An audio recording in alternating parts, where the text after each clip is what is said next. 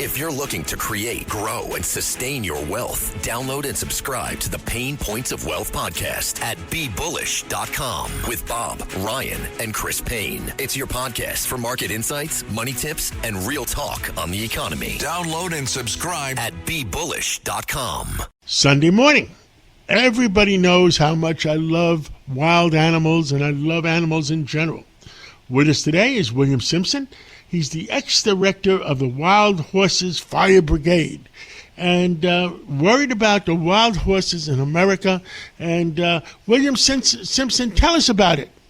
I mean, I spoke to Madeline Paulson a few weeks ago about the wild stallions and the wild horses out in America. Now you tell me what you want to talk about. All right, thank you, John, for having me on the show. Yeah, I am the executive director of Wild Horse Fire Brigade. We're a 501c3 nonprofit, and we have a proven proof of concept plan. We stopped the 38,000-acre wildfire by using American wild horses protected by President Nixon in '71 to graze down all this grass and brush that's on fire everywhere. So these horses are most of our horses are actually in prison, government-funded holding camps run by the Bureau of Land Management, and charging taxpayers $150 million a year to feed them grass while they're in these holding areas. These are still horses that were rounded up illegally. They're not supposed to be there according to the act signed by President Nixon in '71.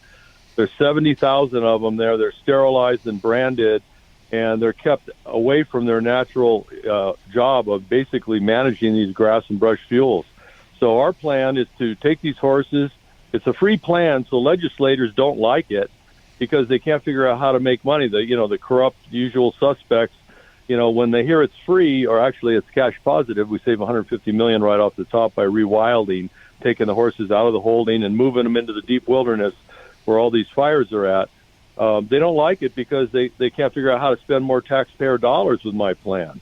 But it's very effective. We're looking at probably saving somewhere between $7 and $11 billion a year with this plan. It's proven, and we know from the UCLA study that in 11 years, from 2008 to 2018, 55,000 Californians died prematurely of toxins and wildfire smoke. These are men, women, children, minding their own business, and that cost us $435 billion in economic impact. That was just California. So I took that at the UCLA study. I took that and had a computer extrapolate it to the West Coast. We're looking at $218 billion in health damages, $218 billion a year, and we're looking at 36,000 people dying prematurely just in the Western United States every year. Now, let me get this straight. Let's take a number. 40 years ago, 50 years ago, how many wild horses were there in America running around? About 40, 50 years ago, there was about, depending on who you listen to, probably about 25 or 30,000. And how many are there now? There's about 70,000 in government holding and about 50,000 on the open range. And right now they're being held in Oklahoma, and you're saying that if we let them free on government land, what would happen then? Well, on all these ungrazed lands, we have a lot of vacant lands with no economic conflict where we could put these horses. If you go back 40 years, we had millions more deer and elk on the land, which are gone. That's why we have the fires. The herbivory has collapsed. California's down 1.5 million, 2 million deer. They were eating 3 million tons of grass and brush just in California. So the whole West Coast has a collapse of our herbivory. East Coast has a lot of deer. We don't, and that's what's killing us. And then in the early 1900s, we had about 3 million wild horses in America, and those are of course gone. We sent 1 million to Europe during World War I. So these horses, by rewilding them, taking them out of, they're in holding areas in Oklahoma, they're in Indiana, Ohio, and these ranchers that failed, what they do is they just need a fenced area. The BLM give them a contract to hold these horses and feed them grass, and that costs us taxpayers $150 million a year. By taking them out of those areas, moving them back where they do the natural work of fire grazing in areas beyond economic conflict, it actually creates more grazing for the livestock industry. It reduces fire. I mean, we just talked about these big numbers. We could save probably $50 billion a year on what's happening with the health and property and casualty impacts from toxic wildfire smoke, and then of course the direct damage from wildfire. So you really think that it'll be great for America because you'll have less wildfires and will save America money? Yeah, it'll save lives. I mean, we're talking about 36,000 people in the western United States dying prematurely, men, women, and children, from the toxins that are coming out of these new wildfires. The fires are hotter than they've ever been, so they're creating these brand new toxins that the American Chemical Society just talked about in a report of December of 2025. Brand new science. These toxins are deadly. My wife was killed in the big wildfire up here. I was on the fire line studying what would happen with the horses we had. We stopped the fire. I got lung damage, but she ended up dead from the toxins, along with 5,000 other Californians who died prematurely that year. So now the data is out from UCLA. We know the smoke is deadly, and we know it's killing about 36,000 Americans prematurely every year just in the western United States.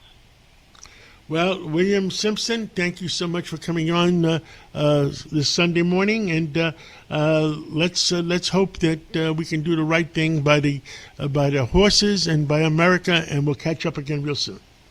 Thank you, John. Appreciate it. Rural Americans deserve access to the best of what our country has to offer, especially health care. Across every state, every community, America's rural hospitals are the first line of defense, protecting our families, neighbors, and loved ones. No matter where you live, hospital care doesn't clock out. They're there 24 hours a day, 7 days a week, 365 days a year. Each year, America's over 5,000 hospitals care for millions of patients, providing 24/7 emergency care, delivering babies, cancer treatments, and other life-saving care that patients rely on. Behind every one of those patients are doctors, nurses, and caregivers working tirelessly to keep people healthy and safe. Hospitals are our community's lifelines. They employ our neighbors and keep our families healthy. But now, some in Congress are threatening access to care. Tell Congress, protect patient care to keep America strong. Don't cut rural health care. LifeLock, how can I help? The IRS said I filed my return, but I haven't. 1 in 4 tax-paying Americans has paid the price of identity fraud. What do I do? My refund, though. I'm freaking out. Don't worry, I can fix this. LifeLock fixes identity theft guaranteed and gets your money back with up to $3 million in coverage. I'm so relieved. No problem. I'll be with you every step of the way. 1 in 4 was a fraud-paying American. Not anymore. Save up to 40% your first year. Visit LifeLock.com/podcast. Terms apply.